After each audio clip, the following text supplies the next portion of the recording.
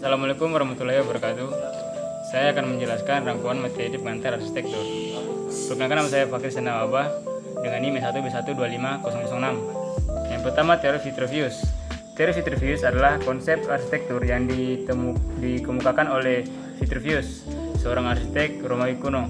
Teori ini menyatakan bahwa sebuah bangunan harus memiliki 3 unsur utama, yaitu yang pertama, unsur firmitas atau kekuatan. Bangunan harus kuat dan tahan lama.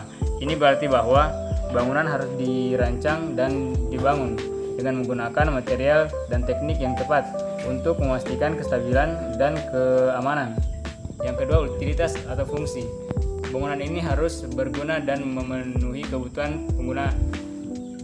Ini berarti bahwa bangunan harus dirancang untuk memenuhi kebutuhan dan tujuan pembangunan, serta mempertimbangkan aspek fungsional dan efisiensi. Yang ketiga, venustas atau keindahan. Bangunan harus indah dan memuaskan secara estetika. Ini berarti bahwa bangunan harus memiliki nilai estetik yang tinggi dan dapat memberikan kesan yang baik kepada pengguna. Dua, unsur-unsur perancangan arsitektur. Unsur-unsur perancangan arsitektur meliputi titik, garis, bidang, bentuk, warna, tekstur, dan ruang. Unsur-unsur ini digunakan untuk menciptakan komposisi dan desain bangunan yang menarik dan fungsional.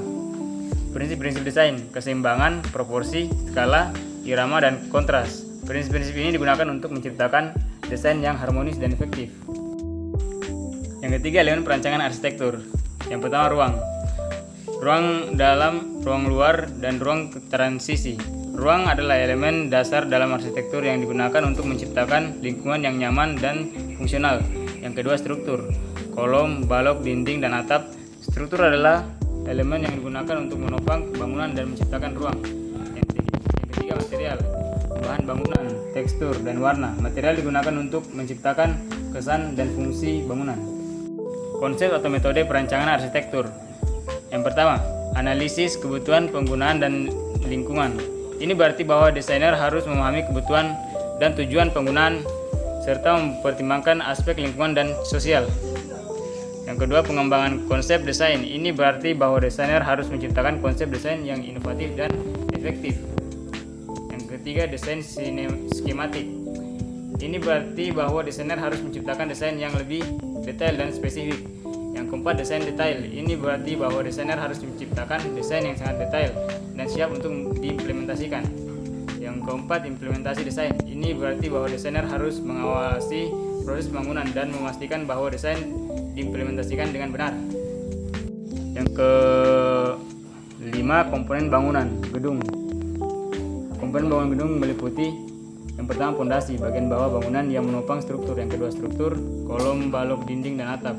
Yang ketiga, dinding, bagian bangunan yang membatasi ruang. Yang keempat, atap, bagian atas bangunan yang melindungi dari cuaca. Yang kelima, lantai, bagian bangunan yang digunakan untuk berjalan. Yang keenam, jendela dan pintu, bagian bangunan yang digunakan untuk masuk dan keluar. Yang ketujuh, sistem utilitas, air, listrik, sanitasi, dan lain-lain. Aspek manusia, lingkungan, sosial, dan budaya serta teknologi dalam arsitektur. Aspek-aspek yang perlu dipertimbangkan dalam arsitektur. Yang pertama, aspek manusia, kebutuhan penggunaan, kenyamanan, dan keselamatan. Aspek lingkungan, dampak lingkungan, efisiensi energi, dan keberlanjutan. Aspek sosial dan budaya, konteks sosial, budaya, dan ekonomi. Aspek teknologi, inovasi teknologi, material, dan sistem bangunan. Desainer harus mempertimbangkan aspek-aspek ini untuk menciptakan bangunan yang nyaman, fungsional, dan berkelanjutan. Baik, itu tadi paparan materi dari saya. Lebih dan kurang mohon dimaafkan. Wabillahi taufiq wal hidayah. Wassalamualaikum warahmatullahi wabarakatuh.